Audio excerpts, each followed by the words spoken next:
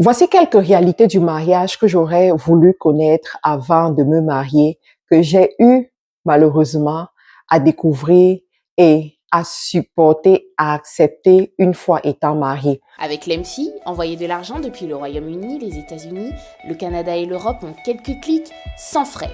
Rejoignez des millions d'utilisateurs qui envoient au meilleur taux. Tout ça depuis votre smartphone. L'EMFI, l'argent n'a pas de frontières. Téléchargez l'application dès maintenant.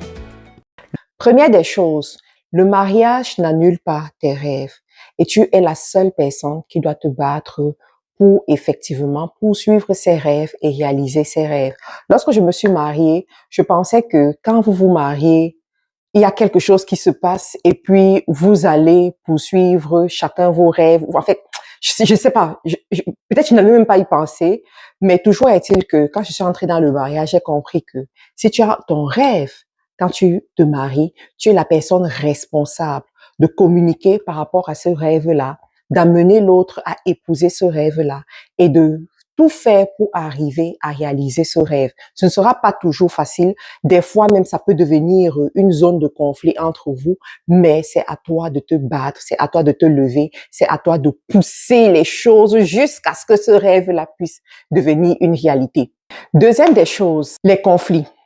Les conflits seront présents dans le couple, les conflits seront présents dans la maison, mais les conflits ne veulent pas dire que vous ne vous aimez plus. Les conflits ne veulent pas dire que vous n'êtes pas sur la même longueur d'onde. Les conflits ne veulent pas dire que l'amour est en train de diminuer. Et je veux ici te faire comprendre que les 7 premières années du mariage sont extrêmement capitales. Les 2 premières années ou les 3 premières années, c'est la lune de miel. On a l'impression que ouf, tout baigne, on est content, tout va bien et tout. C'est franchement cette lune de miel-là, tu as envie de parler avec l'autre tout le temps, tout le temps. Mais à partir de la 3e année, on commence à voir l'autre tel qu'il est réellement. Et c'est à ce moment où les conflits sont de plus en plus récurrents. C'est à ce moment où on a envie de s'affirmer également. C'est à ce moment où on se rend compte que oui, c'est vrai, j'aime telle personne, c'est vrai, je suis l'épouse de telle personne, l'époux de telle personne, mais ça ne me paye pas mes factures, mais ça ne me permet pas d'accomplir ce que j'ai envie d'accomplir, mais ça ne me permet pas de peut-être, je sais pas, de viser, atteindre ce que j'ai envie d'atteindre. Et je dois me réaliser. Et comme tu dois te réaliser, ça peut souvent créer des conflits ou alors ça peut être n'importe quoi, n'importe autre chose qui amène des conflits dans la maison.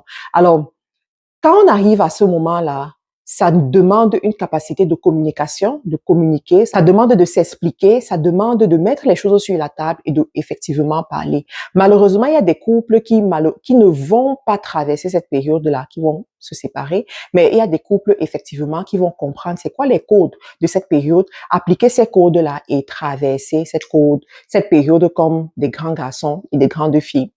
Ensuite, troisième des choses, les enfants changent tout. Quand on me disait ça, je disais, ah non, franchement, les enfants là, pourquoi ça va tout changer? Mais je vous assure, les enfants changent tout. Une journée n'a que 24 heures. Et c'est pendant les 24 heures que tu dois travailler. C'est pendant les 24 heures que tu dois t'occuper de toi-même en tant que femme. C'est pendant les 24 heures que tu dois être maman. C'est pendant les 24 heures que tu dois être une épouse. C'est pendant les 24 heures que tu dois être la fille, la petite sœur, la mentor, la femme d'affaires et beaucoup de choses à la fois. Et il faut savoir que lorsque les enfants sont encore petits, ils prennent beaucoup d'énergie. Et lorsque les enfants arrivent dans une maison également, ça change énormément de choses parce que les emplois de temps doivent changer, les habitudes doivent changer, l'énergie doit être canalisée d'une certaine façon et nécessairement, ça va se ressentir dans le couple. Sauf que si tu n'es pas bien préparé à traverser cette partie-là, vous pouvez vraiment traverser un seul moment. Moi, je vous assure, j'ai senti ça passer. J'ai senti ça passer, mais je pense qu'en ce moment, je suis en train de bien arranger les choses. Je suis en train de mettre les points sur les i là où ça se trouve. Ça doit aller. Quatrième des choses, l'argent. L'argent, le nerf de la guerre. Vous devez apprendre à bien gérer l'argent. C'est sûr que j'ai eu la chance d'avoir un bon conseil au début quand je me suis mariée par rapport à l'argent. Le conseil qui nous avait été donné, c'était d'être déjà transparent au niveau de l'argent, de ne pas se cacher les sources de revenus, de ne pas se cacher les sommes d'argent que nous recevons, quel que soit l'endroit où la somme d'argent vient. Et de l'autre côté aussi, de pouvoir regardez vers la même direction lorsqu'il s'agit de l'argent. Mais je vous assure que l'argent, c'est franchement quelque chose qui sépare beaucoup de couples. Il y a des couples aujourd'hui qui ont des problèmes à cause des allocations familiales. Les allocations familiales les séparent.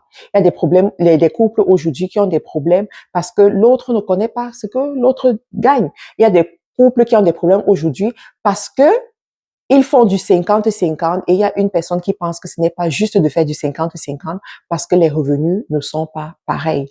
Et ça crée énormément de conflits dans la maison. Donc, pour moi, pour résoudre ce problème dès la base, pour percer l'abcès avant que ça ne monte, il faut en parler avant de se marier. C'est quoi les décisions qu'on veut prendre par rapport à l'argent? C'est quoi la logique qu'on va suivre par rapport à l'argent? Et je vous assure, si quand vous n'êtes pas encore marié, vous n'arrivez pas à vous entendre à ce niveau-là, ce n'est pas lorsque vous serez marié que vous allez vous entendre. Donc, quand vous n'êtes pas encore marié et que vous ne vous entendez pas, il est préférable que chacun se cherche. Il est préférable que chacun aille ailleurs parce que dans le couple, ça va plutôt s'empirer. D'accord?